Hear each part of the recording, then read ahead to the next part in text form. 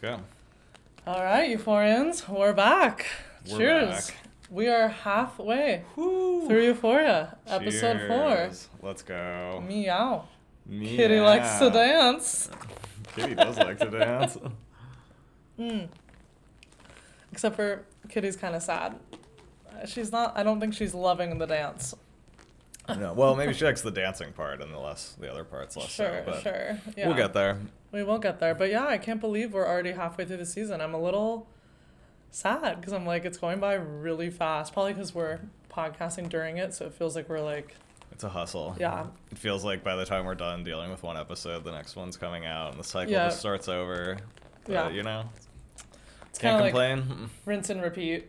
Well, I could complain, but I won't. No, we only complain when there's audio issues, which we hate. Yeah. Yep. But other than that, I think we got to get started because this episode's kind of, it's not lengthy, Yeah. but I thought it has a lot of meat. Yeah, let's waste no time. Let's waste no time. Today's drink, though, of choice, not sponsored, is cold red wine. It's not Cooks. Yeah, we failed to acquire Cooks for this episode, unfortunately. We'll be back at it next week. No. I was going to say, I kind of feel like the red wine is giving, like, blood, maybe, like, sacrament. The blood of Christ. Yeah. Rue is on her religious journey. Exactly. So we're not, Yeah. like, not on theme. So I don't feel True. bad about it at all. The blood that splatters upon some Yeah. faces. I also feel like this episode is more solemn, so I feel like Cooks is, like, celebratory. Like, Oh, interesting. I thought this was a pretty funny episode. funny, but, like, I thought this was the darkest of them all so far. Interesting. Yeah, I guess I did not. I guess we'll get into Yeah, it more. yeah, But yeah. yeah, Okay, no, okay. I definitely thought this was the darkest, though. But, Interesting. all right, well, we got to start with Rue. Our girl, she's getting got by the cops. The DEA, the voice of God, the DEA have shown up. I know. And She's fucked. she is fucked. It's so sad. I'm like, she's such a frustrating character because I just feel like she could have dodged this moment. I guess not, though. Like, if they already were tailing her, maybe she was fucked from the beginning. Because if they have the photos of her in Mexico, it's not like her being in the car is, like, why they actually pulled her over, right? Like, Yeah. they were tailing her. So, I guess now that I'm thinking about it, I'm like, yeah, she was fucked from the start. But... Yeah. oh man, but she is such a bad liar. She just shouldn't be saying anything. She doesn't need to No. lie or speak the truth. She makes the cardinal fucking mistake of just not calling a lawyer. Lawyer. If you ever talk to up. the cops or the feds, always just number one, call Number a lawyer one. and then say nothing without the lawyer. She would not be half as fucked if she had called a lawyer like she should have. I also want to get your take on this. My guess is that everyone's just kind of a hot mess, but I feel like Alamo runs such a tight ship, and it kind of makes me think of like Breaking Bad, where they have Saul as like their man if anything goes wrong. Do you think it's a little messy that they don't have anyone for like if Rue is their drug mule and she's so like not reliable? Don't you think it's a little weird they don't have some I don't sort think of like... I don't think Alamo runs as tight a ship as you might be thinking, seeing as how he recruited someone off of a drug run because she was dancing with his strippers in his home. That's true. And now she's like You're in not wrong. like high stakes poker games with them where they're talking business. It's Squirrely.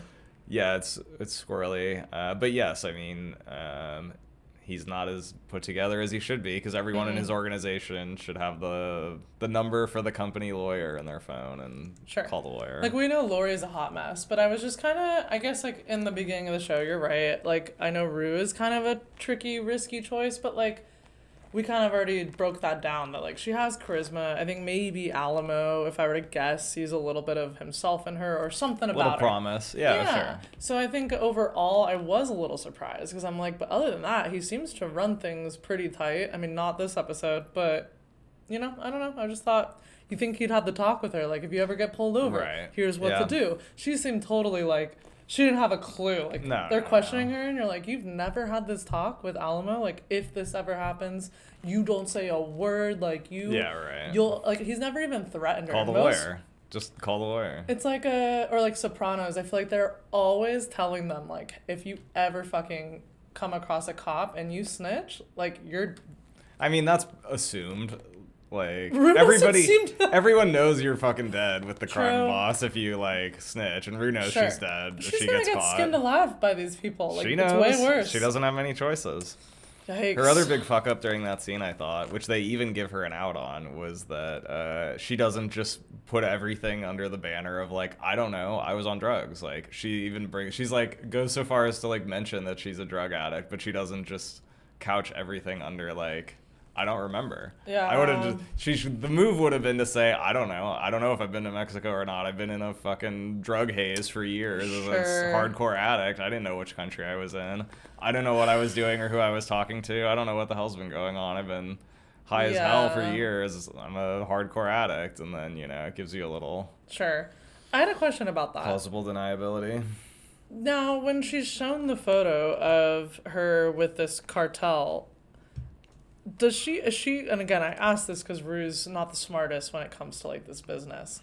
Does she understand that she's working with the cartel, or is this her first? Oh, for sure. Really? Because they were like, this is a high-up guy, and You're going to Mexico to pick up drugs from someone in Mexico. It's the cartel. I understand, but in that scene, she looked surprised when they were like, do you know who this is? And I don't know. Because they have the photo, and they earlier said that they didn't have a photo. With them, remember? So she's like, surprised they have she's like, the I'd have to photo? see the photo, and they're like, we don't have the photo, and then 30 seconds later they're like, we lied, and here's the photo. Don't you feel like she should have been? Surprised. I feel like she should not have been surprised by that. Like, come on.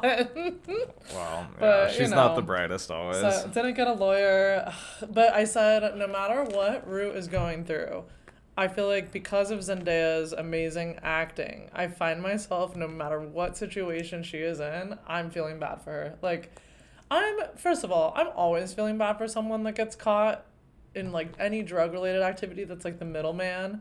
Because, I grew up having friends in the drug business, and I'm just saying, like, I feel like that's not the person I care about getting in trouble. Mm-hmm. Like, if I were to pick someone to get in trouble, it's not, like, the mule. So I always feel like they get the worst end of the stick, and they're always, like, the most, they always, innocent, if you will. Usually there's... They're not innocent, though, but you know what I mean. Yeah, like, come on. Even he says it. He's like, we know you're a good kid. It's like, well, then fuck you. Why are you, like, putting this girl through this? That's just bullshit. That's just the shit they're telling her, I know. But yeah, I just they were full of shit, too. Their whole shtick about, like, we wanted to take the bad guys and the big drugs off the street and stuff. It's like...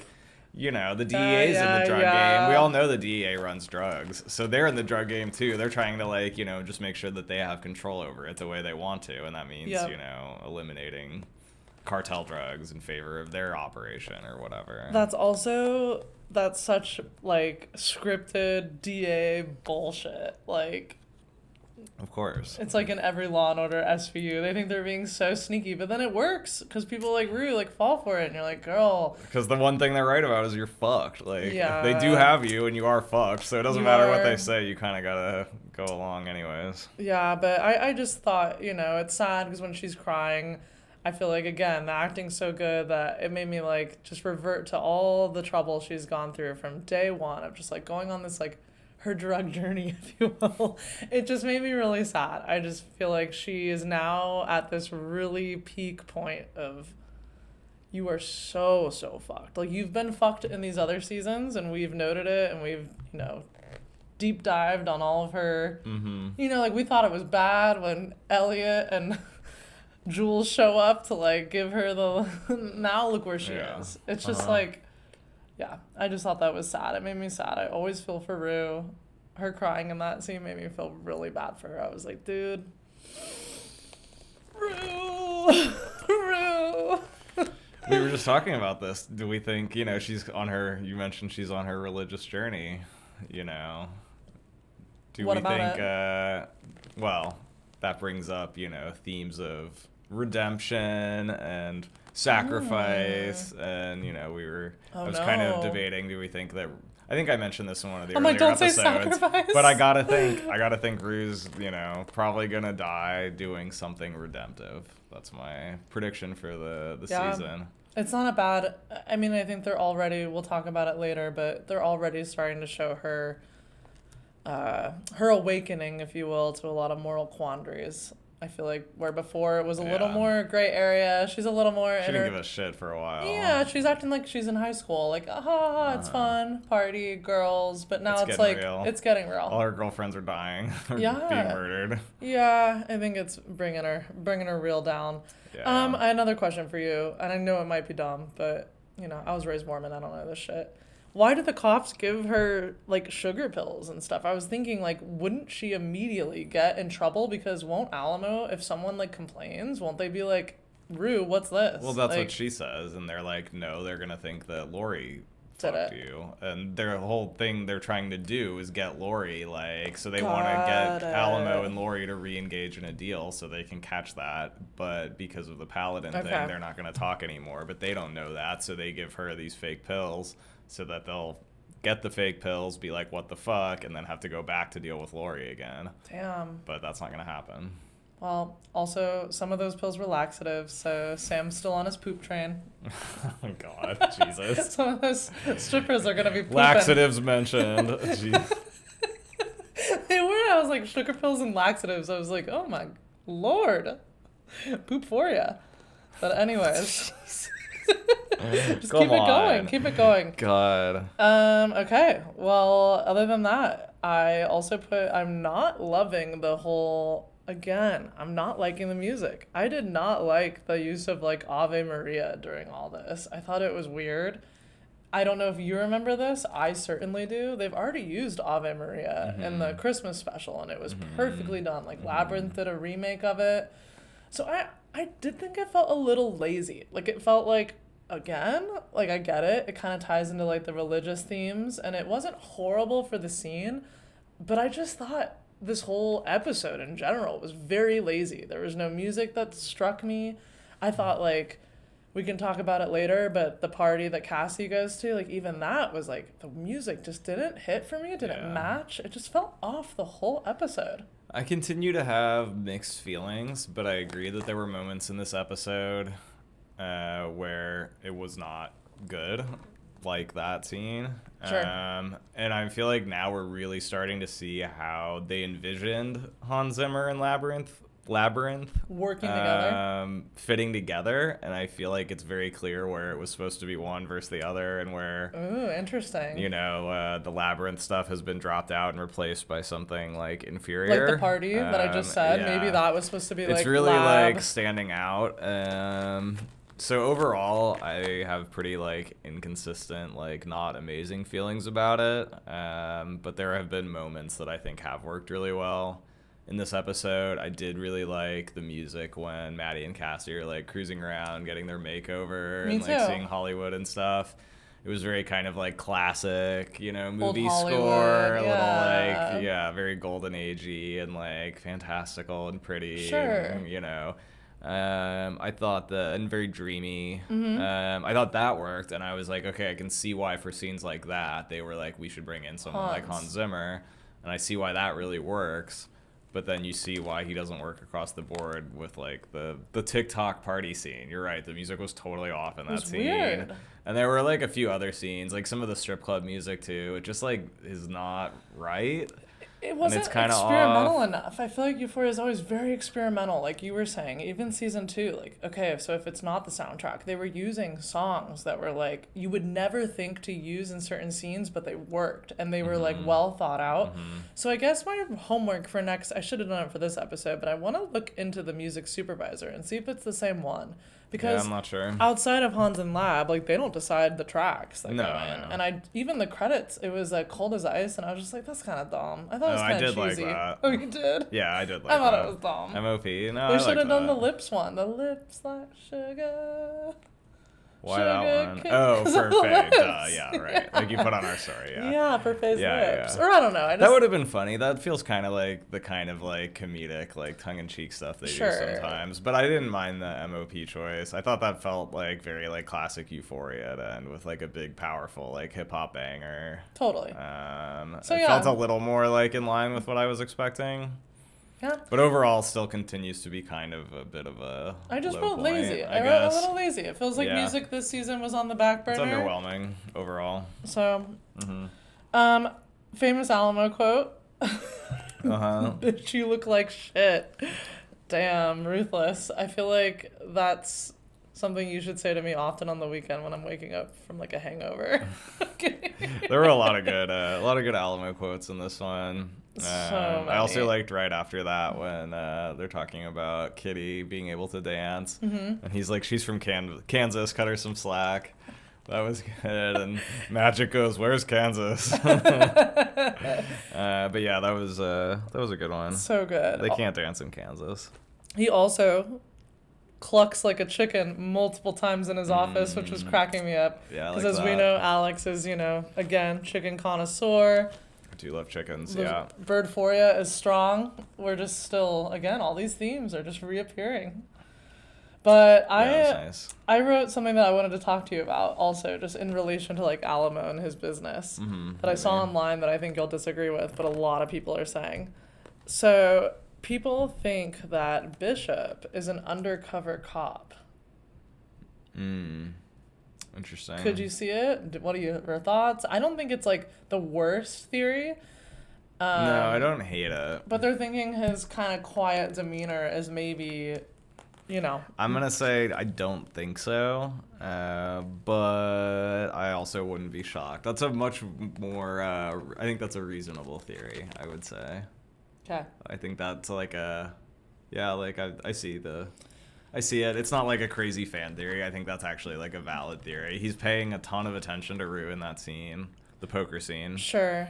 And he does multiple times interject and interrupt Alamo to divert to the poker game, which you could easily see as him, trying to deflect and give Rue some coverage, like, because he presumably would know that she's like She's also on the call like a and snitch stuff? now. Oh, They wouldn't got want it. to tell her that, but they would probably tell him that if he's like deeply embedded undercover. Got it. So he could have been trying to Interesting. cover for her in that scene by distracting And- Alamo away from that line of questioning. Well, what I thought is I'm on your same vibe of I do unfortunately think Rue is going to die this season, if I were to guess. But I think if she doesn't, it would make sense that Bishop would be there to like intervene and save her. Who else could save her? But he could do that as working for Alamo as well. He's certainly Maybe, like but that'd be scary. He's a very interesting guy. So Yeah. he doesn't. He's clearly like an oddball that doesn't really like always vibe with what they're doing. Yep. He's a very like unusual person, which is why it makes it hard to read if he's like Sure. maybe a snitch or not. He's so like kind He's of just, like like, fixated yep, and like he's autistic good. about stuff that it's Yeah. like you could also be like, oh, he was so invested in the poker game at that point because it was high stakes and he was playing against Rue and he was like really wanted, into it. he like and then he's fucking pissed when he loses and stuff. So you could also read it that way, that he was just like very interested in what's there's going also- on. I don't know. It's a good theory. I actually Yeah. like that theory. The flip of it is people think Bishop will be asked to kill Rue by Alamo, and the reason they were kind of thinking that is because when they bring up him killing Paladin, he's like, I didn't want to, but I was ordered to. So people are thinking like maybe that's like a foreshadowing of like he'll be asked to, but he won't want to, but it'll just Sure. feel like So I don't know. Both are interesting. That's just We've got a that's lot. very possible. A lot coming our way. So other than that, was there anything else from that opening Rue scene you wanted to add? Just in general, Rue continues to have the fire Hawaiian shirts. She's got 2 different banging Hawaiian shirts in this episode. She really knows what her style is, and she must be hitting the Goodwill racks like It's so funny you aggressively. say that because they did a behind the scenes where Coleman Domingo like talked about all the different outfits of the season so far, and he jokingly said Rue's the only one that has not 1 ounce of interest in style. And like looks bad. She does. So I'm laughing that you're like She has banger some, shirts. though. She does have an interest. Like she consistently No, wears Hawaiian I think shirts. she rolls out of bed No. and puts on whatever is nearest by. They make a point to make it look like everything she owns is vintage. Probably true, but she does have a sense of style. And throughout all 3 seasons, she has consistently had pretty cool pieces, like that patchwork jacket that she has in course. episode 1. That's true. She has a lot of like hip hop and like movie shirts and stuff. Like she has her I know, Hawaiian but shirts. don't She you has a sense of style. She's not just wearing fucking anything. think at one point- she has a developed style. I think at one point maybe she did, meaning the style was important to her at one point, but now that she's like all over the place, I think she just literally picks up whatever's on the floor. I disagree. She looks, she's going for a particular thing, and it feels too intentional to be like random. Like even like in the last scene, she's got the very green Hawaiian shirt on, paired with the green like kind of corduroy jacket. Sure. She's paying attention to some degree. I don't Alright. know. She deserves more credit than More she gets cred. for her style. It's not everybody's cup of tea, but I think it's Sure.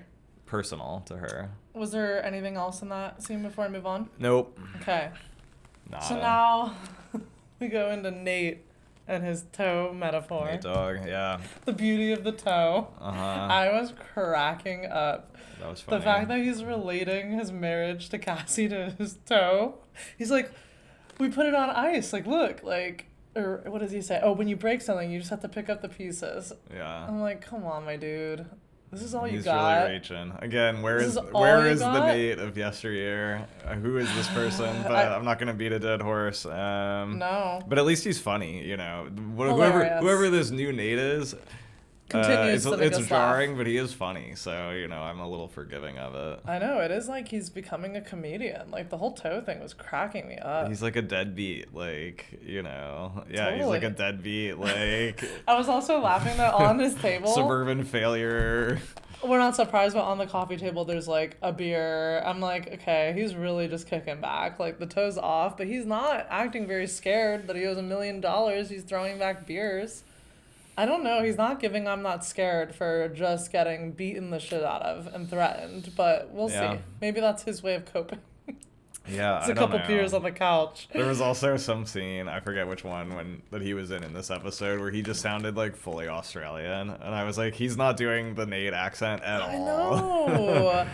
I don't know what it is, because that's so not Jacob Elordi to kind of like falter. It's not like horrible or anything, but maybe, I don't know what it is, to be honest, because he's not someone that would ever be lazy, and he's not. He's doing great. Like, his performance is great, but like, Maybe they told him to play it loose to Yeah. emphasize how different he is. I don't fucking know. I don't but either. The first thing I thought during all that was that it's like Frankenstein take two, he's getting all his body parts all sewn Totally. together. Totally. Yeah. I also wrote, you'll like this, I don't think you saw it though. In the living room by Nate, there's this giant bowl. And I was thinking, Oh, yeah. did you see Of it? the Hershey's Kisses? Yes. I did see that, yeah. I was like, what the hell? There's just this giant green bowl, and it's just dumped with like 100 Hershey Kisses. Yeah, I'm I like, saw who that. puts out Hershey Kisses? Like, Cassie. Cassie. Totally. But Again, actually, no taste. Maddie's right. Literally Yeah. no taste. well, this brings me to Snake Take. Snake take, snake take, snake take. This week, Snake Take. I've seen a lot of people online ripping their house. They're wrong. Their house is sick. They have a great house. Their house is fucking cool. It's impeccably decorated. The furnishings are amazing. It doesn't make any sense within the universe of the show that Cassie and Nate would live there, and that's a little problematic in its own right. But the house itself is gorgeous. It's It a is. beautiful home. It's like this weird 70s time capsule, and the way it's been preserved, and in the yellow color scheme, and the furnishings, all the furniture, and the art on the Backyard. wall. Like, it's a fantastic place. It has so much character. It's been so well preserved without being put through, modern bullshit. Sure. Gray makeover everything, fucking, renovations. Instead of mossballs in like a bowl, Hershey Kisses.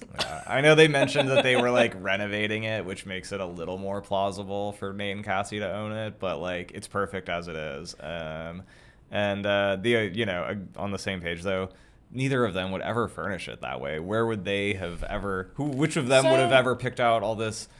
I thought about Wild this. furniture and the stereo. They have this beautiful stereo system. The piano. The weird the weird little like elf caddy statue thing. Oh, I think I know what you That mean. was bizarre. Like, Like it's a that Cupid or that wasn't something. very good, but at least who the hell Sure. would have picked that out between guess the two? My thought would be maybe they acquired, like you said, they're gonna renovate. So maybe it's not their. You know how sometimes you can literally get a home where it's like already furnished. Like maybe it was like an estate Yeah. That would be my guess, because you're right. Like, first of all, Cassie seems to hate it. Like, she's not into it. Yeah. She's always asking, like, when are we gonna renovate? And yeah. like, she makes a note at the party to also bring up, she's like, wow, like, you live here, to the influencer. Yeah, right. And again, she has no taste. Like, she thinks that's cool, where you're right. Like, the house she lives in is cool already. Yeah. Snake Shake of the Week. Their house is great. And the haters online saying slander. it's ugly and stuff are like, you know, dumb. Oh, I've Great. already seen the memes. That's a good thing to wonderful. point out. I saw a lot of memes that were doing the Charlie, I think I'm gonna die in this house. And it was like zoom in It's to a like great house. So much character, color, it's looking carpet, a little musty. like- It does look musty though. I'll give it that. Like, it does I look disagree. Look at those giant like looks like- expanses of carpet. I It's wanna lay giving all over mold. that. It's giving like the house has mold. It's a safety hazard. But I hear you. Disagree. I agree that the house is cool. Yeah. But other than that, I brought up in this scene, and just like before Cassie gets her makeover, which we'll dip into later, but I thought it was interesting choice to have her be very like makeup free. And I only say that because I think it was kind of giving us a glimpse into like her, you brought it up, how innocent in season 1 she is, like she's very childlike. She's a very like likable character. You're kind of watching her move through stuff, and you're not as like, Who, Cassie? yeah. You didn't hate her season 1. Like, she did No, have a lot no, of... I was just making sure we were talking about the same person. Oh, She's sorry, yes. become such a villain since then. I know, Yes, it's hard you're to right. remember. In season 1, no, I agree. But I think the choice of, like, having her be completely, like, she had, like, no makeup on when she was taking care of Nate. And I think it was kind of showing, like, her defeat. Like, it's almost like, not a clean slate, but it's, like, it's her entryway into, like, meeting back up with Maddy. Like, we're kind of, like, getting this foreshadowing of, like, okay, the fantasy's over. She literally says it. Like, she had this life, because in all the other scenes, even by the pool, she's, like, overdone up. I think she was, like, playing into this, like, I'm Nate's little wife, and, like, I don't really know what I'm doing with my life, but she was definitely, like, playing the role. And it was weird seeing her taking care of him, completely makeupless, in, like, a little gown. It looked exactly how she would address season 1. And I just thought that was, like, an interesting choice, given her arc and how, like, over the top she's been. Yeah. And I was curious if that was an actual, like, intent, like, if there was intent there. Probably, But yeah. it made me, like, That's a good call. it reminded me of old Cassie for, like, a hot second, which we haven't really had at all. We've had this, like, over the top, like, she's a dog. Yeah. She's yeah. wearing a diaper, like... So, it just reminded me of old Cassie. Yeah. And of course, we then see the young version of Cassie and Maddy on the sidewalk. Did you pick up on that? Yeah. Yeah, the little girls across the street Sure. watching this So all again, the play makeup, out. the innocence, I think it was kind of giving us this like throwback of like, remember when they used, it's kind of like anyone would feel when you are adulting. You're kind of like, remember that time when everything was just easy? I think it was... Before Cassie betrayed Maddy and stole her Yep. boyfriend, and And now they're both racing off to be like an OnlyFans duo. Like, I think it was just, I liked that they showed that. It showed like the contrast of how like, I want to say how far they've come, but they haven't come very far. Yeah, they haven't come far at all. It's a reversion to the childlike state, except that they're not best buds. No, well, we don't know yet, but to take a pause from Cassie, let's go back to Nate.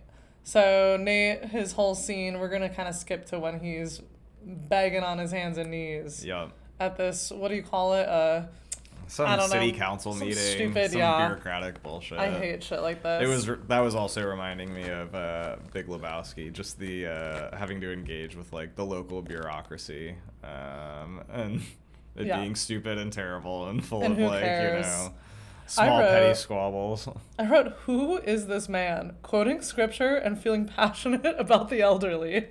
Who is Nate? Yeah. And you're right, I don't want to beat a dead horse, but actually, who the fuck is Nate? He's doing the classic, like, I'm at the end of my rope, everything's gone so bad, Yep. reversion to religion. Like, people get really desperate, and then they all of a sudden conveniently get really into God and Jesus and the scripture, and it says this and this, and I was like, yeah, he's really, he's at the end of the rope when he starts turning to religion. Something we haven't seen Nate bring up, like, even once in ever. a city council meeting, nonetheless. Like, are you kidding? But I did find it interesting that when he was, like, fucking desperate and on his hands and knees, he was like, I just want to do something good. I don't want to be bad. Yeah. And I did think that was interesting because it kind of goes back to what we talked about last episode, which is we're trying our best here to like figure out why Nate is so different. Like we're trying to be in the head of Sam and be like, why is he like this? If I were to think of something, I'm thinking because now Cal has this, has moved on. Like we know Cal was always the core root of like a lot of Nate's problems, and I think so. I feel like now that he's moved on, Nate really might be trying to like come into his own, and everything's going dead wrong. Yeah. So maybe he actually is trying to be good, but it's not the right type of good. Like he doesn't have any direction. He doesn't have like parents like that were good examples. I mean, we love Cal, haha, but like, was he the greatest example of like a father? Neither was his mom. No. So this could be his way, I guess. Yeah, I mean, I think the best explanation, based heavily informed by this episode, where he seems to be feeling some real degree of like guilt and human emotion, is that he never actually was a psychopath. It was really all like circumstantial based on what was going on with Cal. On his life. I don't know, if that really works for me, because they showed him to be such a like real like, cold-blooded type of guy. I agree. I was pretty fucking convinced he was a real like, soulless, sure, also conniving motherfucker. But, maybe, but it seems like we're going that direction. He never really was like a true psycho, and like, he has real feelings. He is a real human being, and he's had some degree of self-reflection on his life because of everything that's gone on. And now he does feel this kind of like overwhelming guilt about how he's pretty much only been a bad person his whole life, and he's feeling some kind of desperate last attempt. Desperate wave of like, the elderly let me do home. something good before I die. And it's like largely bullshit. Like it's He not doesn't so, even it's care not so about good the to build home. this elderly home. Like who the fuck cares? It's not actually a good thing, but he's probably just having some overwhelming like, wave of feeling. Sure, and by nature, even if it's not about the elderly home, he sees it as a way to get Cassie back, to get this picturesque life he wants back. Yeah. So even if it's with like the worst of intentions, you're right. It's not about the elderly home. It's other things. But it seems like he is like actually feeling things for real at this point, though. Agreed. Based on that scene. He did a great primarily. job too, by the way. I thought that scene was it was like both kind of funny, but also kind of sad. You're like, damn, he's just kind of a wafer of like a dude at this point. Like, it's very interesting. Yeah, it was a weird arc. It was a really interesting scene. It was not somewhere I'd ever imagine we'd see Nate Jacobs. No. Begging at a city council on his hands and knees. Yeah, by far, like, the most surprising thing about this season has been Nate. I would agree. So it's definitely interesting. What do you think? Maybe this is not important, but what do you think when he said, is this personal to Bill?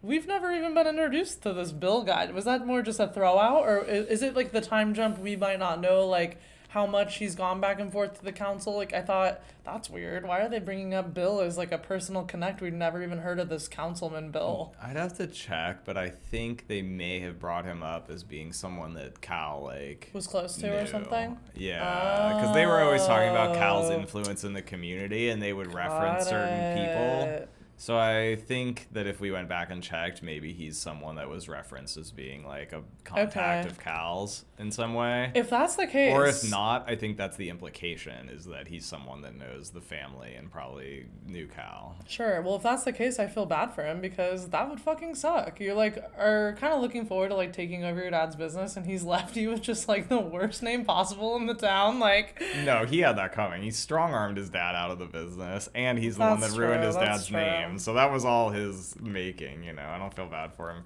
about that. And like, to be fair, it doesn't seem personal, because you do have to get the fucking environmental impact statement to do anything. Like, that's just how it is. They're not gonna let you just build like around some endangered stuff because you say you're gonna go around it. Like, you do have to have all the fucking. Somehow here we are, and I'm trying to find. I'm grasping at straws to explain Nate Jacobs' behavior.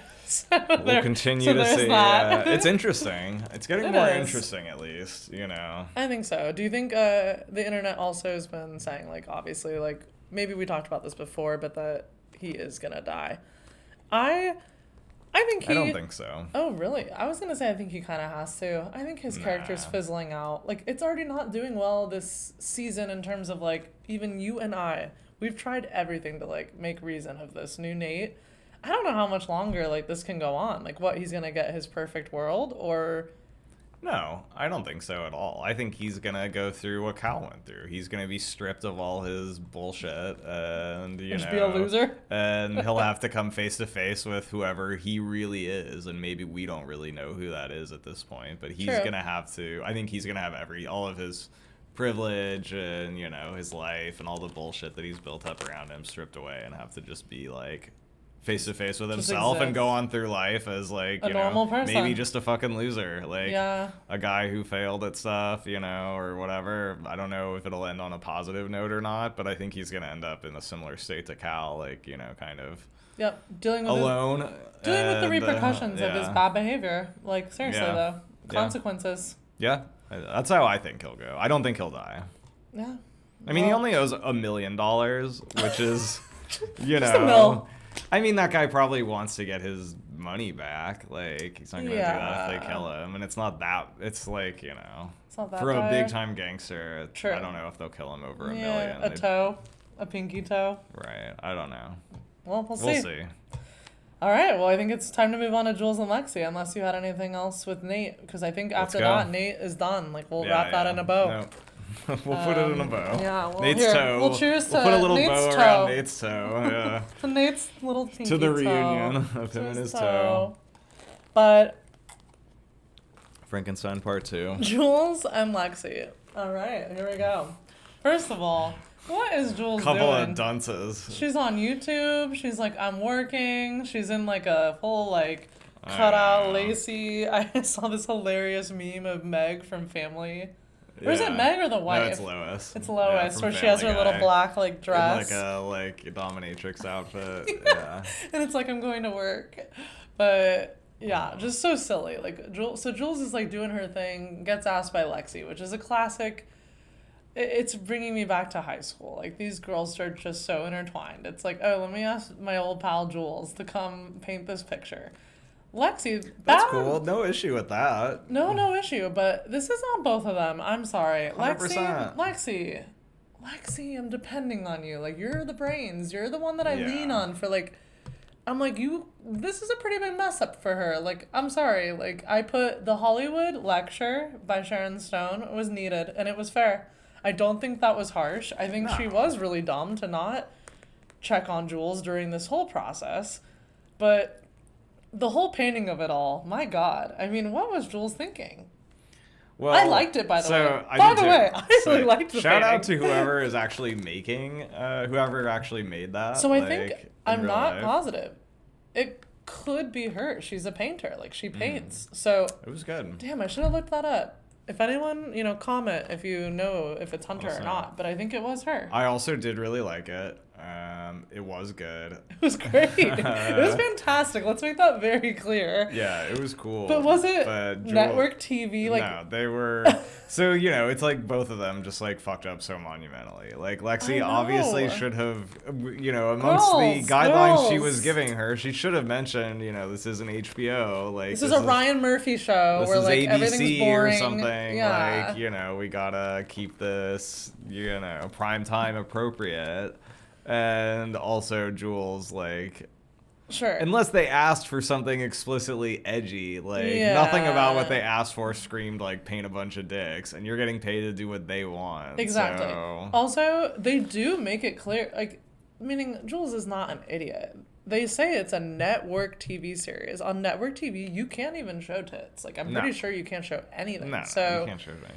because some of the internet was clocking, they were like, you know how the internet can be. They were kind of like praising Jules' character for being like, oh, like the penis, but not remove the boobs. And it's like, okay, like, get it. Like, kind of interesting No, all point, of but it. not really. It's all gotta go. Yeah, but they do all kind of pause and have to like think about it. And everyone was saying like, oh, she clocked them. Like, they're being like sexist by saying like only the No. penis. I'm like, no, it's network television. You can't have any of it. It's not just that it's network television though, it's that those are treated differently in like also a very like a cultural sense. Like in art, it's much more normal to see like a female nude with like bare breasts, but it's much less normal in a broad cultural context to see like the dick part. Of course, in like classical art and painting, there's plenty of like male genital nudity as well. Sure. But like in just the fucking world in general, it's much more common to see some bare breasts in art than it is to see like full-on genitals. Sure. I guess that's the way I'm putting it. Sure. So, one is far more common than the other, and you could pull one off by saying maybe like, you know, it's an art thing, but it's also it's not quite as... for Lexi being so, you know, she's on her little judgy train a little bit. Like, she's being a little judgy this season. I thought it was pretty bad of her to be like, well, like, she is trans. To like everyone, I was like, damn, like. No, that was relevant. They had to like, she had to bring that up because of the sensitivity of it, like. Because they couldn't just be like, they couldn't just bring Jules in and be like, what the fuck? What did you do? That's why they were like, we gotta be like a little tactful about how they handle this. I thought she was throwing her under the bus. I was like, damn, girl. No, I think she was saying that it was like a personal thing. Like she did it, you know, there was clearly like a personal artistic statement being, you know, put out there. I misread that a little bit. I thought it was her kind of being like, well, yeah, like, look at it. Like, she's trans. I was like, oh, damn. Like, no, I think she was bringing it up because it's relevant. And they did handle it differently than they would. They, you know, they had this, like, they were like fake, like, Hollywood PR, like, tactful conversation with her, you know, to be like, can you, like, fix it? Whereas I think if it was just like some dude or some girl, like some a random artist, they probably would have called it in and been like, what the fuck? Like, what is this? But, you know, everyone's trying to be all very like LA and sensitive to it. So they were like, how long? Can you cover it up? How long? Yada, yada. So why do you think,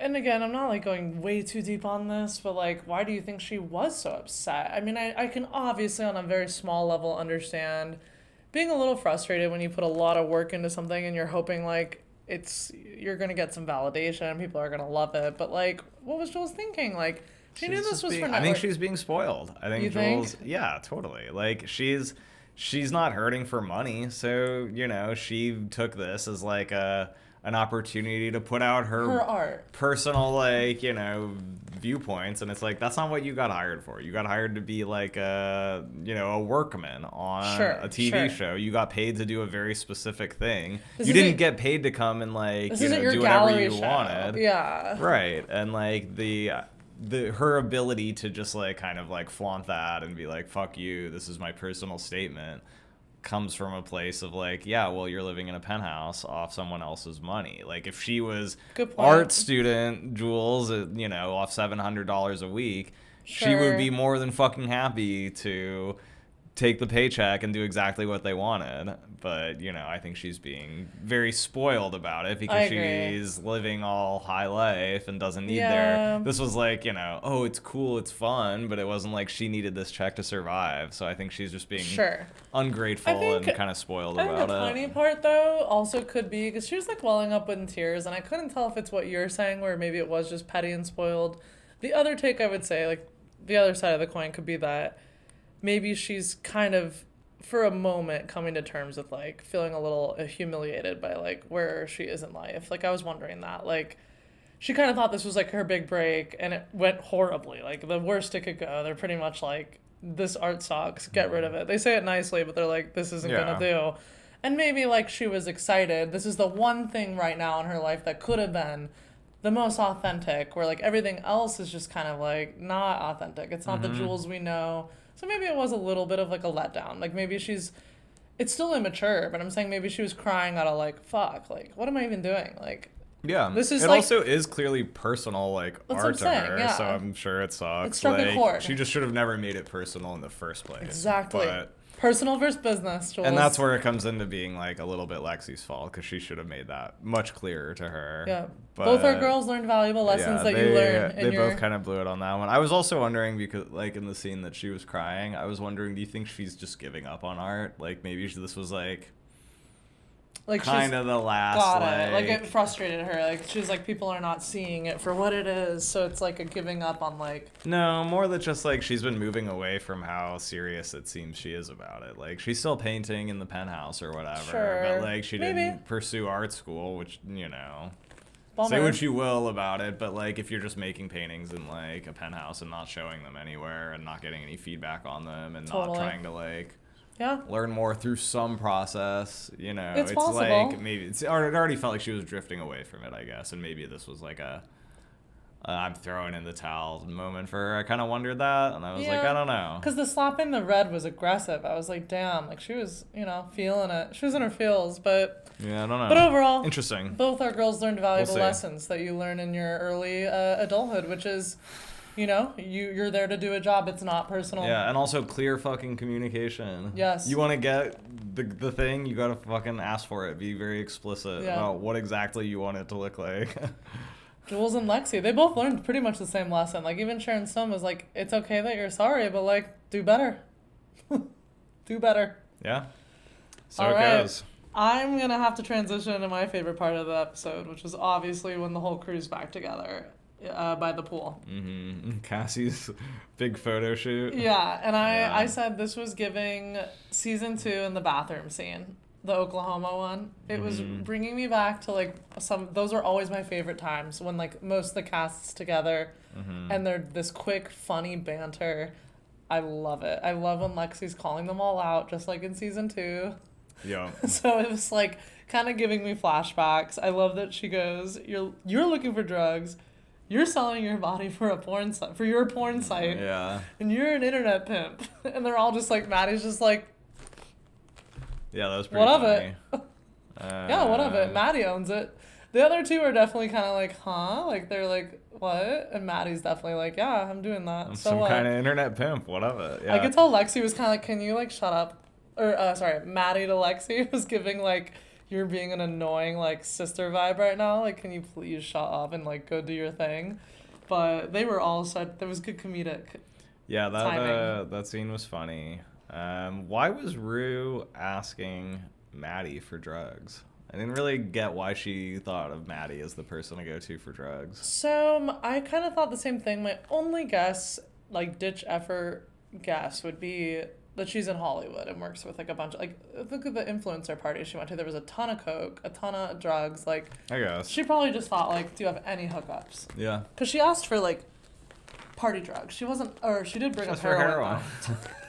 Like, but sadly, like in some areas of LA, that is like a party drug. Depending on the party. Yeah. Right? I don't know. I guess. More of a Not Northwest really. It's a little more extreme. hardcore thing. Yeah, whatever. I did make note, though, that I appreciated that Maddy stood her ground. I thought it was cool of her to, like, be like, Rue, no, I'm not doing that for you. Because I think it could be easy to be dumb and, like, fall into old high school patterns. But, I don't know. I kind of appreciated that she was like, I'm not doing that, my dude. Like, yeah, you're on a good path. Let's not do this. Yeah. I also wrote, I really, really relate so heavily. You're on a good path. No. They don't know otherwise, but that was just funny. Like, No, you're on a good path. She's on the worst path she's ever been on. I'm saying I really related to Lexi. Sobriety-wise, it does seem like she's on a good path, I guess. So it makes sense. Wait, what? I don't even know what you're talking about. I'm laughing that you said, like, oh, Maddy's like, no, Rue, you're like, I'm not going to give you your drugs. You're on, like, a good path. And I'm like, Rue's on the worst path in the world. Well, she doesn't know that. But Maddy doesn't sobriety. know that. Yeah, I know. And it does seem like Rue's kind pretty of on sober. a good, decent yes. sobriety level, I know. Sure. But I was thinking I relate the most to Lexi in this situation at her age, which is being kind of like ahead of everyone, adulting really fast, and kind of being on this like path where I thought I was like a she-boss. Like I was a part of like the millennial group where it was like cool to be like hustling and grinding in Hollywood, and I felt so like getting ready to the, you know, like bottom to top, like professional, like handing the coffee to the boss. Like I was definitely giving Lexi vibes, like very judgmental of like my friends partying in college, because I was like, ugh, even though I was doing the same thing. I'm just saying, like, I kind of relate to her, and I also feel heavily for her because having sisters, I cannot imagine how annoying it would be to find your own place and have this, like, oasis. You're starting over. You're, like, away from the chaos of the Howard home, and now your sister's like, oh, I'm moving in, gets an apartment. Like, come on. Yeah, terrible. I was feeling for Lexi. Like, the shot, which was great, where they show like her taking pictures in her apartment and Lexi's just like she looks like so sad, and I'm like, that sucks. Like, Yeah, Cassie's that so, again, so fucking selfish. Yeah, of course. Find your own damn place. But yeah, on the page of Lexi like ripping everybody, I thought that was also very funny. So funny. But it, like we talked about this in an earlier episode, I think it also speaks to Lexi's naivety about her own position. Sure. She's nothing more than a glorified pimp too, you know. Like Totally. if she's in Hollywood, which is just as dirty as all these other businesses, it's just more you know, above board and legalized, but Sure. it's not like she's, you know, in the Golden Palace, you know. No. I think she's just still in like the time where she hasn't realized really how dirty the Hollywood business is. And I suspect that before the end of the season, she's going to have the like wake up moment where it's like, you know, this is really not so different. So I feel like that's her kind of impending story arc is she's chasing the Hollywood dream and she's going to find out it's pretty shady. Which is relatable. She's an early adult. Yeah, and that's she's real. Also the youngest. I put that in my notes. I always forget because of how like mature she is for her age. Although naive, she's always in my head the older sister. I'm always like, oh yeah, Cassie's the older sister. Yeah, that's weird. So bizarre. But also like she is younger than them, so she does have like she has an excuse, I guess, is what I'm saying. Like the other girls, of course, are a little more privy to all this. They're older. Like she's younger, so I think she's kind of like still. Well, it's what, a year or something? It's not a big difference. A year can make a difference. Fine, maybe not. I don't know. I think but she's the baby sister. She's like learning. To your point, like I think that'll be her arc. I think she's gonna learn, unfortunately, maybe the hard way that Hollywood ain't what it seems. Yeah, not wrong to call that out, but it's not like she's doing so much better necessarily. No, and we got the bad baby. Which is probably why shout-out. Maddy's like looking at her like that. You know, it's like, what are you? You're an agent. What's an agent? It's a pimp for somebody, and you know, in this day and age, here's this guy getting pimped out. You know. Sure. She's not an agent though. She's just an assistant. You know what? Oh, true. Sorry, not an. Maddy agent. used to be an agent, production kind of. assistant. Yeah, You're right. But same, whatever. I'm not like calling you out. I'm just saying. I think she's You're right. But yeah, like I said, the bad baby shout out. Cash me outside. How about that? Alex hates bad baby. Why do you hate bad baby? She's so funny.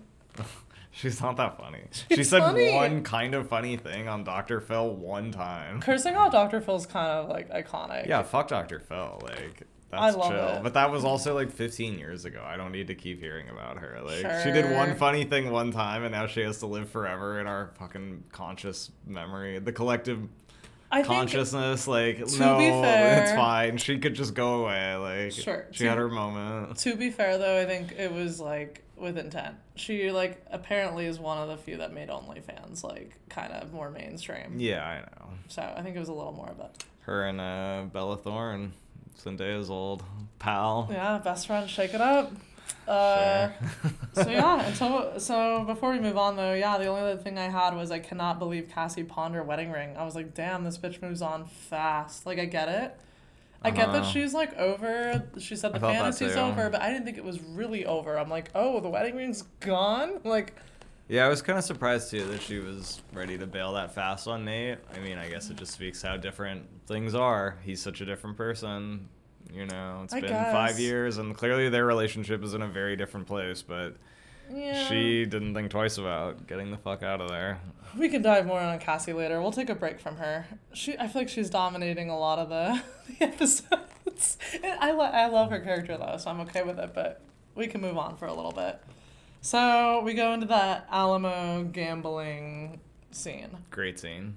Very good. Very high tension. Very good scene. Yeah, very scary. Tense. Yeah, great, you know, little fucking masterclass in tension building. So scary. Mm-hmm. And nice. Alamo's, he scares me. He's good. He totally startled me when he like, I don't know, I can't remember if he like hit the table, but he like said something and it totally freaked me out and I was like, oh.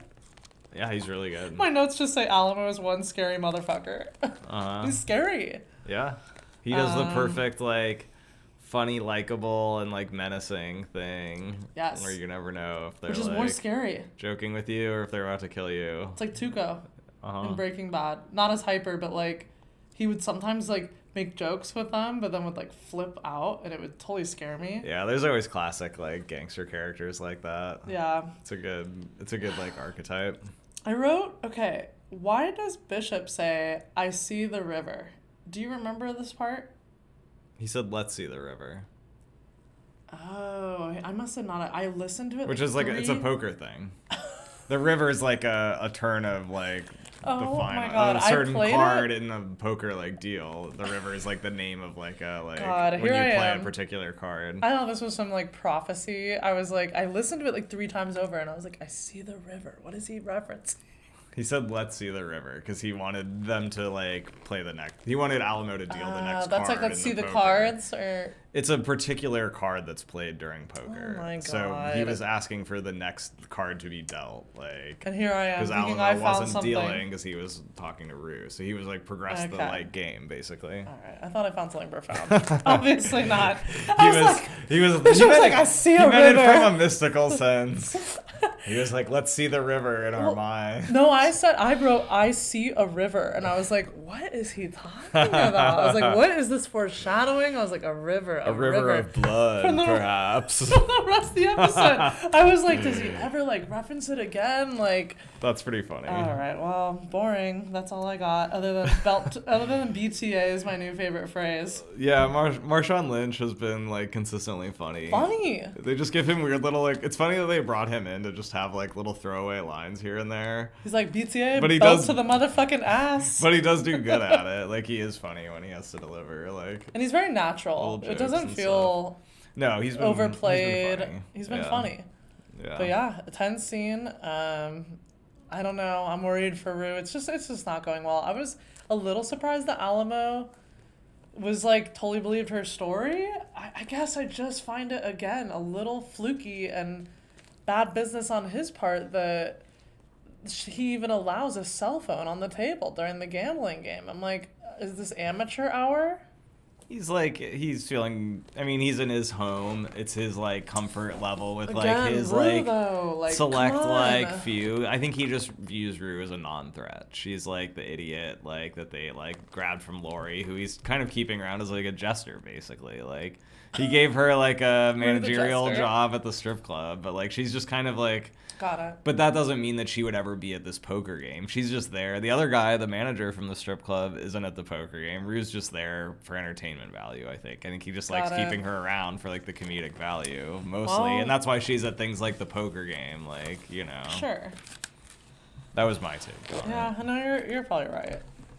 I Is think there he anything just- else from the poker that you found interesting? Yeah, one thing was that I think his interest in Rue's sobriety just further like strengthens the fact that he's kind of like the evil mirror of Ali. Like he's also interested in Rue's sobriety for different, you know, non-altruistic reasons. He probably just wants Rue to keep showing up to work and do what he wants and like not be like a fucking Idiot. deadbeat. She's his employee, so he doesn't want her strung out. Yeah. But I did think that was interesting that like just to further, you know, augment Sure. how he is like evil Ali, he's also like don't do drugs, you know. It's for a very different reason, but he's still like don't do drugs. Sure. Or I was thinking like, I mean, this is like really digging for things, but do you think there's any way he has some sort of past with drugs? Like even if it was like, maybe he finds that in her kind of like Ali sees in her, like I he don't has some think sort so. of past with it. He's No? probably just seen a lot of people. I mean, he just Fuck had up. a woman overdose in his house like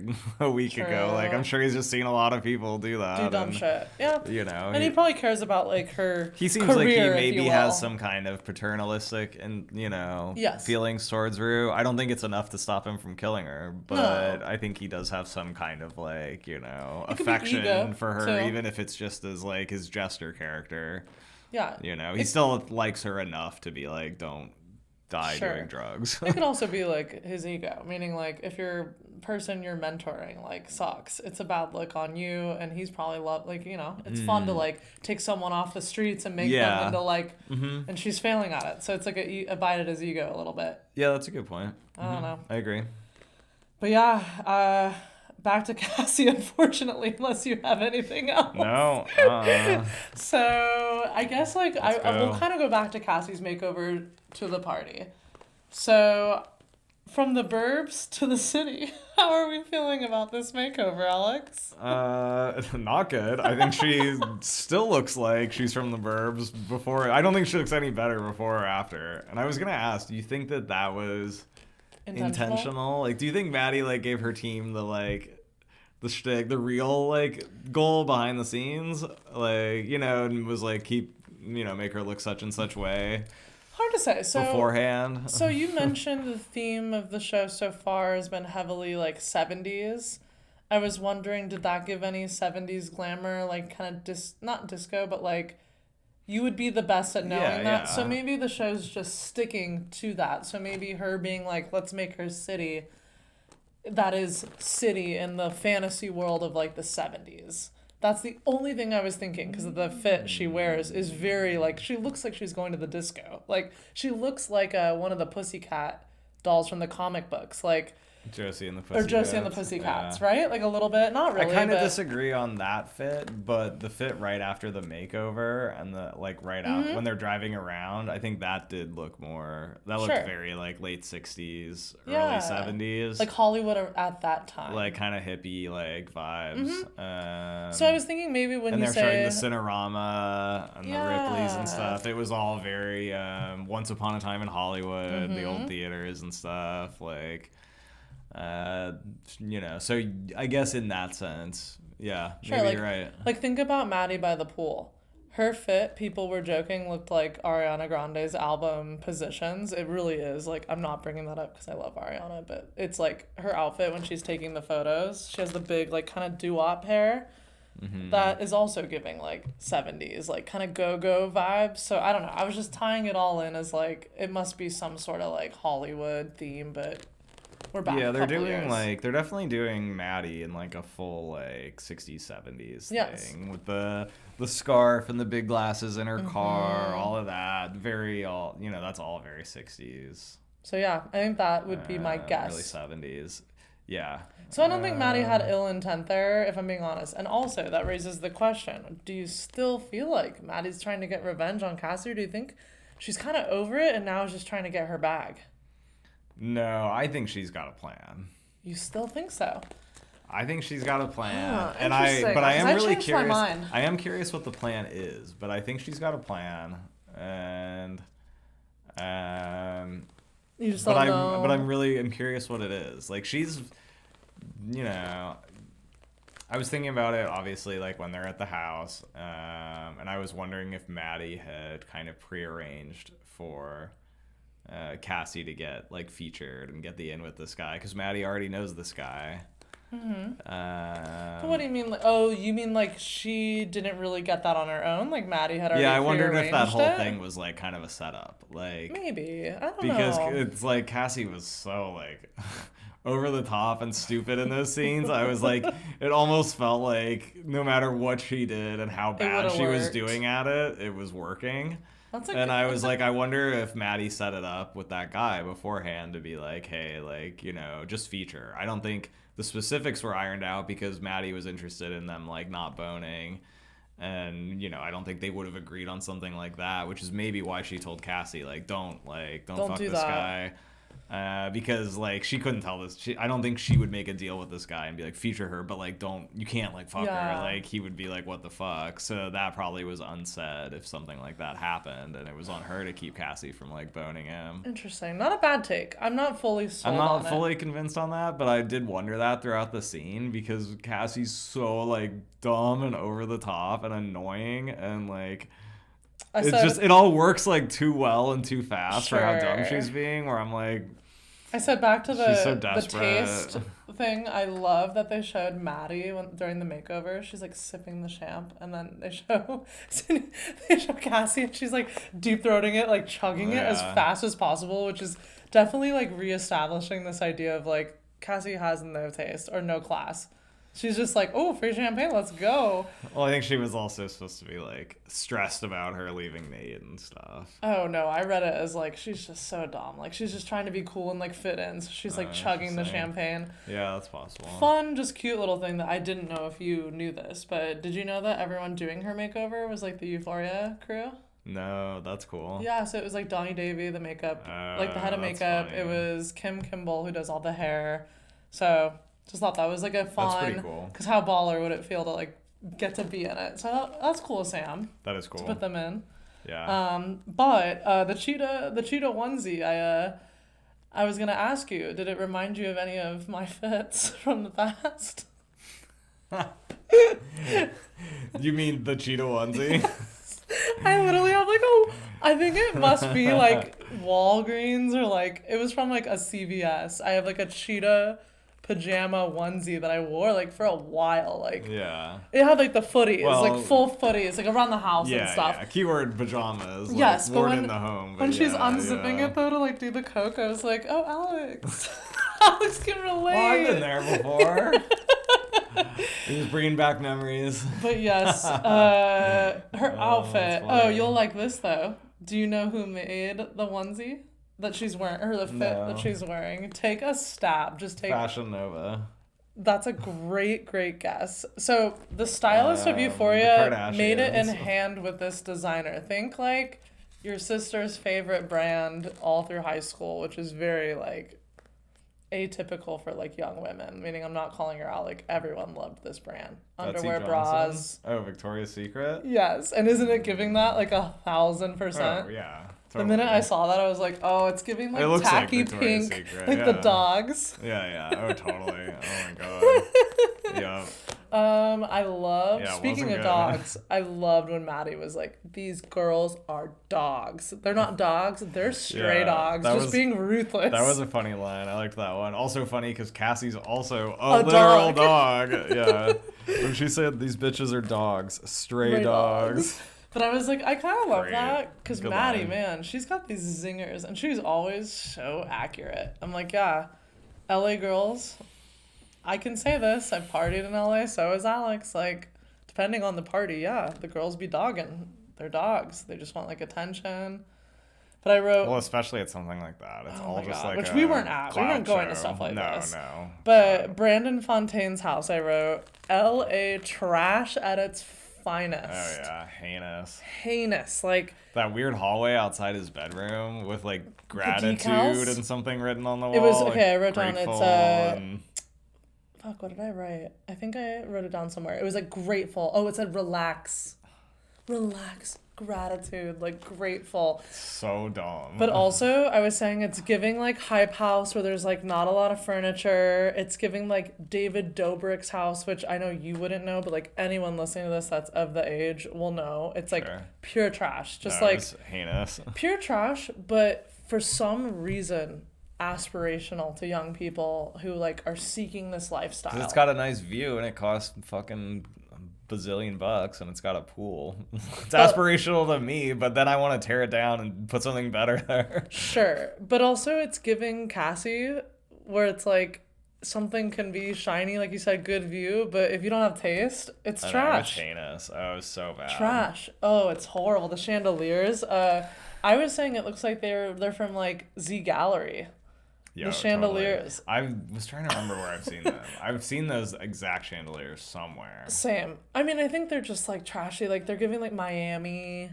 Oh, It's kind of just totally. like gross. But Yeah, yeah, I wrote yeah, like yeah. perfect. They did a really good job, in other words. Like, this is giving trashy influencer. And I feel bad for kids that look up to this shit. Because I'm like, dude, like you were saying, Nate and Cassie's house, I'd rather, honestly. Mm-hmm. Like, you think that house is musty?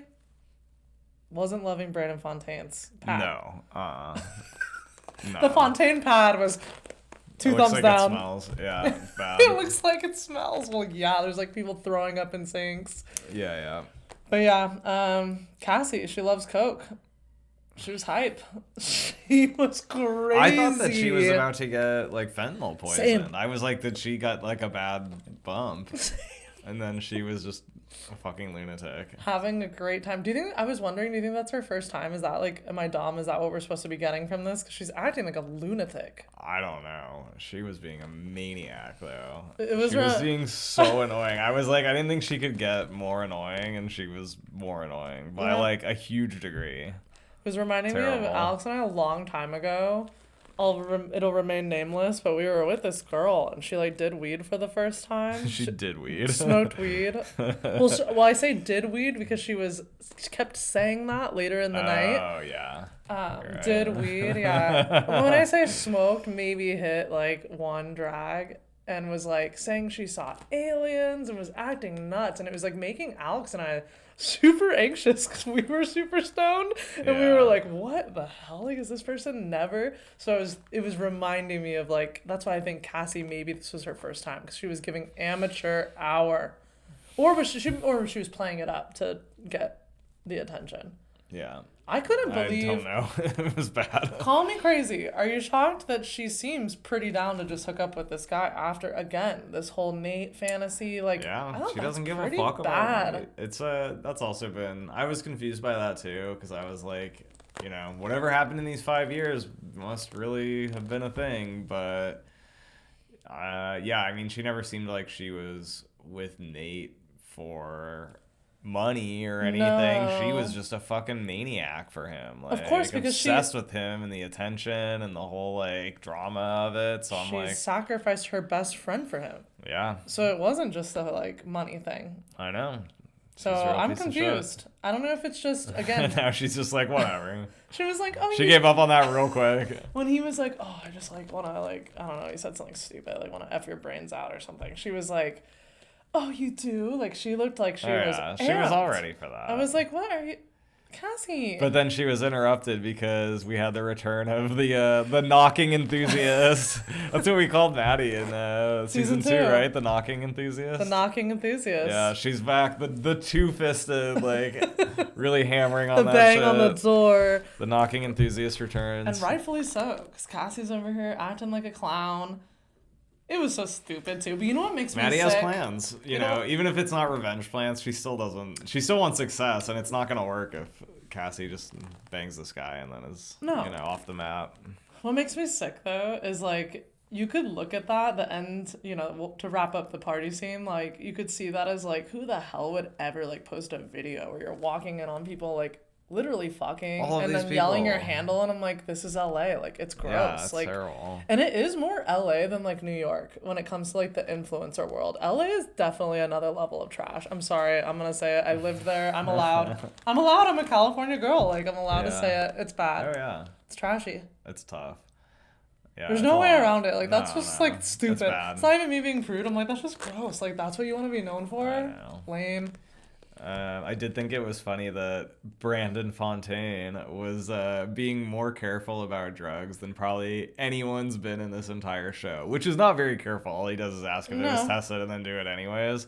But just him even saying that, I'm like, when has a character in Euphoria ever even bothered to like question whether something was tested or not? Like, that's a good point. I was like, of all people, who would have guessed that Brandon Fontaine was the first one to be like, is this safe? That's such a good point. I didn't even think of that. You're I thought right. that was kind of funny.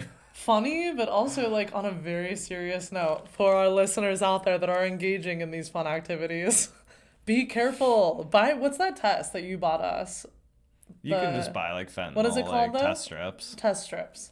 Yeah. Buy them, kids. Buy them. If you're at these trashy Fontaine parties, you better be bringing a test kit with you. So yeah, I guess Brandon Fontaine had that going for him. Yeah, that's his one. I mean, it's not even that redeeming because she's just like, yeah, I get it from my usual person. And he's like, okay. Yeah, and look at her. The fact that he bothered was just funny when no one else ever has. No. But yeah, the classic like girl throwdown too of them trying to one up each other on the bed was cracking me up. It was good. It was pretty funny because it just shows like girls love to. Alex knows this about me. Like I'll go on and on, but girls love to be like, oh, like what's your name at a party, and be like girls, like they're dancing, they're like making out. They're like, oh, we're girls. Like she asked about Maddy, and she's like, I love Maddy.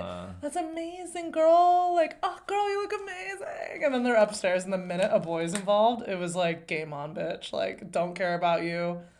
So I just thought that was like interesting. It just kind of depicts like the fakeness, I guess, of sometimes girlhood. Like it can, it can just be a little glamorized. Like girls, if you're feeling lonely out there, I'm with you. Don't trust the ladies. Don't trust the ladies. I'm kidding. No, but don't you know what trust I mean. Women. You do know what I mean, though. Sometimes on the internet, especially, I think young girls will sit and scroll on TikTok, Instagram, and I swear to you, I know you're a man, so you don't know about this, but like as a girl, it can feel very like isolating to see all these girls praise each other and you go girl and like so fake on the internet. And then you see stuff like that, and you're like, it's all bullshit. It's all social climbing bullshit. That scene did make me think, though, that Maddy's still on her plan. Like, you know. Yeah, she didn't seem like she cared That girl much. being like, that's weird that Maddy reps you. I was like, yeah, because she was explicitly told not to do that anymore from her job. And she's Totally. still doing it with Cassie. And, you know, I don't think it's just altruistic. No, I don't see what would either. have changed that made her be like, you know, I'm going to get her by the pool. And now she's like, I'm not going to get her. Yeah. I think she's still on her vibe to get her. I hope so. I would love it. I think love that's to see going to it. be like kind of one of the big, you know, Arcs. reveals. I think that's what this is all building up to with Cassie's whole, like, you know. I hope so. I would We'll love see. that for Maddy so much. She deserves it. We'll see. All right, well, are you ready to go to the strip club finale? Do you have anything else? I liked when they were driving around. I think I mentioned that, but it was kind of reminding me of Mulholland Drive a little bit. Like the very, like I'm seeing LA out the car window and everything's so Totally. dreamy and Hollywood Yeah. and perfect. That's it. Yeah, and then there's always a dark side. Yep. Yeah. That's it. All right, well, now we're back at the... Oh my god, why can I never remember the name? Not the plastic The slipper. silver slipper. The plastic The plastic shoe. slipper.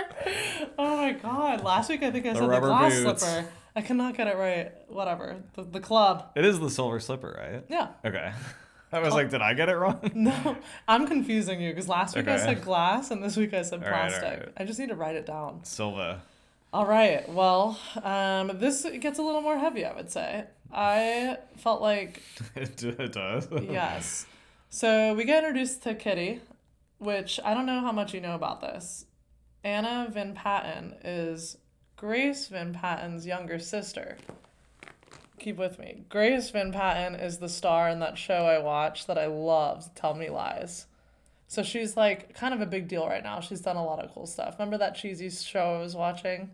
Where the Yeah. guy's really toxic and Yeah. anyways, so they're both like notable, always talked about as like Nepo babies because her dad is a writer, director of every HBO show you could ever name. It's like Sopranos, Game of Thrones, Okay. Sex and the City. Like Okay. his resume is just like An out the HBO roof. heavy hitter. Yeah, so Sure, just okay. something to note, like because So she's the second Nepo sister in this episode. Yes. Oh, no. There's a lot of Nepos. The other one I was going to tell you about, which actually I forgot, was during the comedy scene. The girl with the leaf blower. That's who I meant. What other ones? That Oh. was the second We one didn't I name meant. who that was, though, did we? No, I was going to bring that up later, but that was the second Nepo You can bring it sister up that I now. was gonna Her bring name's up. like Gideon Her name's Aldon. Gideon Adlon. Adlon. She's Pamela Adlon's daughter. From Pamela Adlon, I like a lot. She was in Louie. She's really good in that. Okay. Do you know her sister? Yeah, her sister's Odessa, who changed her last name for reasons, but presumably to seem like less of a Nepo. Oh, really? I but was wondering that. I think she has listed alternate reasons for it, if I'm correct, but I think it's to seem like she's less of a Nepo. Fair. But her sister, Gideon, is still going by her actual real last name, name. Adlon. Well, she was funny. I mean, she had a small part, but it was funny. The only interesting note I have on her is that she's the voice of one of the main characters on the Star Wars Darth Maul show that's airing right now, which Nerd I alert. really like. Big Star Wars fan, so I thought that was interesting because I didn't Cute. know that until I looked her up from this episode. That's fun. Well, I was going to Anyways, say, though, Kitty. but Anna is great in this, and I only bring up her sister because I think her sister is fantastic, and her sister is kind of, like, known for being a very, like, emotional actor, meaning she's, like, really good at crying, really good at, like, darker scenes, so I thought it was, like, cool to see her sister kind of following in her footsteps, but it is crazy. They look a lot alike, so, like, the whole time I was, like, picturing the character in this show that I like called Tell Me Lies, and I could not separate the two. But she's fantastic. Obviously, such a dark scene. It was, I thought, for once, like, Euphoria usually isn't very hard for me to watch, but her scene with all those disgusting white men was really gross, and I did not, like, I felt uncomfortable. It was evoking things for me. I thought it was just, like, so degrading and gross. Yeah, And it was dirty and it was sad. a good way to show Rue the reality of what she's doing. She thinks she's got this like cute fatherly figure in the manager, and here he is, you know, behind the curtain, arranging for the gangbang with the boys. Yep. You know, he's the whole operation is obviously The curtain's dark, coming and up. Rue's starting to, you know, come to terms with it through things like this. Which I kind of wrote, Rue, are you this surprised? It's taken her a long time to wake up, you know. Yeah. This is like big red flag number I'm 6 like, Rue, or come something on, by now. girl. She's a little slow on the uptake, but And then Rosalia, I why'd they have to keep slapping that guy on the ass too? They showed 2 separate times his boy like slapping him on the gross. ass while he was banging. I was like, man, gross, weird. Also, like, as a straight... Already weird. The whole scenario is already weird, but you gotta go Sure. slap his ass while it's happening. Like, And I hate to put you on the spot, but, like, you are a white straight male. It's like, I get that this is maybe, like, in a, you know, out in the outskirts of California. We don't know who's coming to the strip club, but I'm like, are there really, like, men? I know there are acting like this, but, like, spanking each other like that? I'm like, come on, boys. it's the locker room shit. It totally Nate is. knows all about it from, you know, season 1. It's true. It's gross. I Yeah. hated it. It was really sad. I just did not like it. I felt so uncomfortable. Meaning it evoked a great. lot, which Yeah. was telling of how good the scene was. It was a lot to watch. Like, I really felt for her, and it was, you know, it was kind of annoying. I thought Magick was being a little annoying when she was kind of getting on Rue's ass, but I guess she does think she's like a rat. I don't get why that makes her think she's a rat. I was gonna ask you that. Like, why is she so That's quick? an immediate red flag in like any kind of like For her to be like, are you being sex forced? business. That's Got usually it. like, oh, someone's like trying to infiltrate to like do like anti-trafficking stuff, like find out Got if women it. are being trafficked and That like makes get sense. evidence and like help them get out and stuff. And if you're someone like Magic that's Yeah. on the inside of that business, that's a giant red flag. Like Sure. Rue again really wasn't very smart to Yeah. say that particular thing at that particular time, but she doesn't know what she's doing. Well, Rosalia, well, Magick, is whistling during that scene, and I looked up what she was whistling. Did you too? No, tell me. It's La Ramba del Perdón, and apparently it's her La song, Rumba. which I need to listen to, but it is like majority in Spanish, so it's kind of like, but apparently the part she's whistling is about like regret. So like the theme is like regret, so it was The kind of rumba like, of regret. yeah, something The like that. regretful rumba. Sure. I should have done my homework and actually wrote down the lyrics, but I was like, it's not that like significant, but just something to like, it was definitely like it was intentional. It wasn't just her like whistling some random That's pretty tune. cool. I like It was that. like her own song. Nice. What did you think of the robbers in the Obama masks? I was dying because you brought up Obama Funny. like a couple times already this season. Yeah, true. You You're said he right. was a war criminal, and I was like, wow, they Well, chose he is. Obama. Yeah. I don't know why they chose that. They were terrifying, the masks. I hated them. Yeah. They were freaky. Well, he's a bad guy, and the bad guys were the bad guy. You know what I mean, I don't though. know. It was I don't scary. know why I mean, they probably chose it as some kind of racial thing because they've clearly been super racist towards Alamo. But I don't know. Could you Who even knows? tell on the security cameras No. what kind of mask it was? I don't know. No, to be fair, at first I didn't know it was Obama. Maybe it's a racial thing though. I don't know. Well, it was like stretched and weird. I couldn't even tell until I like read about it later. So Yeah. to be fair, I don't think it was Yeah. that big a deal. I wrote something I just was thinking about Alex and I share a deep love for horror movies, and I was thinking that Zendaya would be great in a horror movie. I was only thinking of that because of the blood all over her face, and I was thinking she hasn't really done like I'd love to see her in like a A24, like a Pearl. Elevated horror. Yes, Yeah. I would, Alex. Make fun of me, but I was thinking I would like that to be her next project, and I just wanted to put that on the record that I think that'd be fun because she's clearly like a very busy gal. I'd be interested. She's booked and busy, but I would love to see that. So anyone casting Yeah. should cast Zendaya. I want to see her as a villain. She hasn't done She's much. done villain, like Challengers. She's kind of like a bitch in that, like meaning she's No, a girl that's villain. it's different. She's not a villain in Challengers. She's Sure. like she's a uniquely motivated person who's, you know, maybe Sure. her She's not. vibes and like viewpoints don't align with tradition, but she's not really like a villain. True, Like, and in I the would- drama, she's not either. Like it's the same thing. No, I'd be Yeah. interested in seeing her be a villain in a horror movie or not. But yeah, I'd like to see what she did with like a really like evil role. But yeah, Yeah. I would like to see her in a horror movie. That'd be cool. I just was thinking of that because when she's like, you know, her and Rosalie are like begging for their life, I was like, oh, like it just made me think like That's interesting. Like, Zendaya's done a lot of work lately, but she'd be good in a horror movie.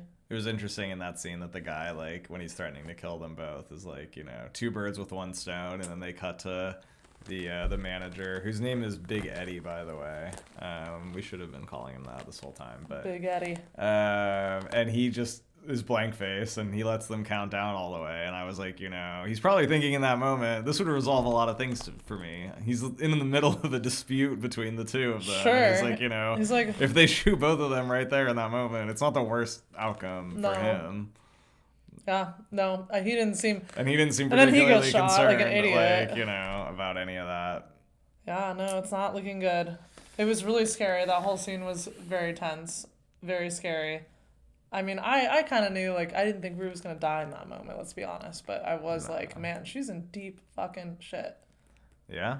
It's not going well. Yeah. Oh, I forgot to mention, too, that we get that cute little moment where her screen on her phone is her and Fezco. Mm-hmm.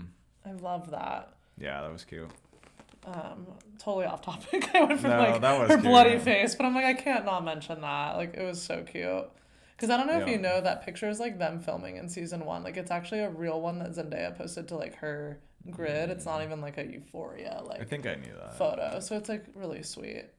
So, yeah, I'm missing Fez so much. Yeah. Well, anything else? I mean, it leaves us on such a cliffhanger.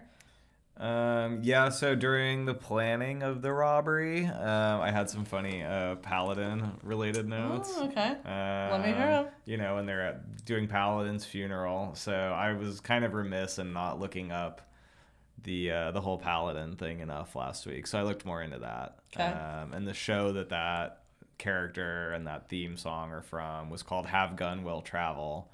And there were two funny, like, kind of notes on that. One was that the characters in Stand By Me are whistling the song in the ballad in the of movie Paladin? Stand By Me.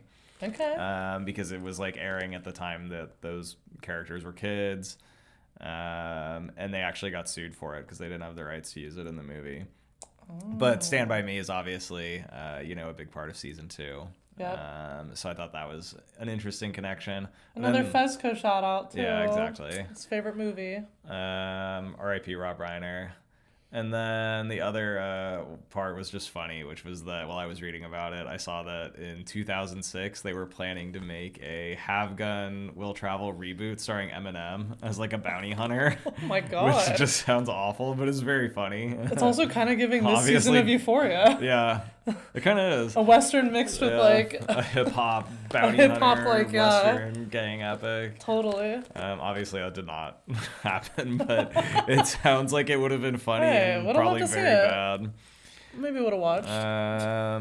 Also on things I missed last week, I failed to call it the most obvious reference when Jules is getting wrapped in plastic, which is Laura Palmer from Twin Peaks, which you did reference on our Instagram, so good job. I did, without using meaning to. Laura Palmer's theme on the Instagram story.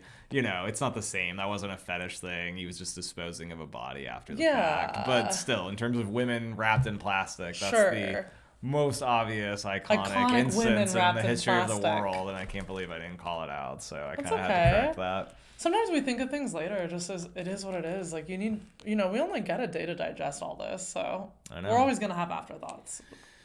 Yeah, I think that is all for me. I have some, closing bits from the credits, but other than that. Sure. Yeah, that's a packed episode. So overall, did you think this one was strong? I mean... Great episode. I agree. I think I just think it's only getting better and better.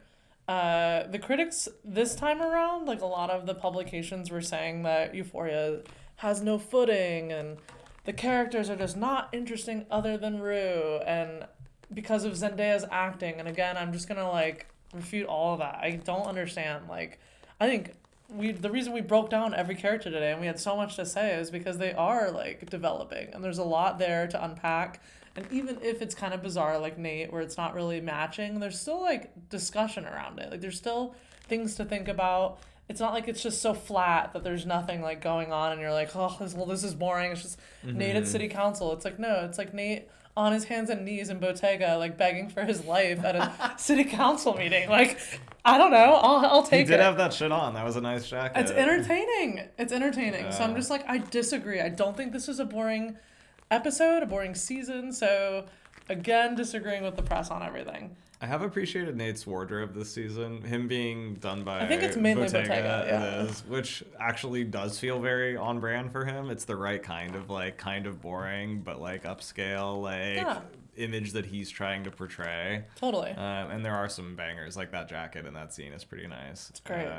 But yeah, I mean, I agree. I'm not gonna beat a dead horse, but I find it shocking that articles keep getting put out by major publications. The Guardian, or Vogue, calling the show like, misogynistic manosphere stuff. There was this whole big hit piece basically in the Guardian about it, and of course the guy writing it is a white male going on and on about the misogyny and the manosphere-ness of it so all. Weird. And I'm like, it just feels so uninformed. Have you even watched an episode of this show? Like, it's all about all the main characters are women, and none of them are some object of the male fantasy. It's look at Cassie. She just sold her ring and got an apartment and is out doing OnlyFans. That's not really giving I guess the OnlyFans part, fine.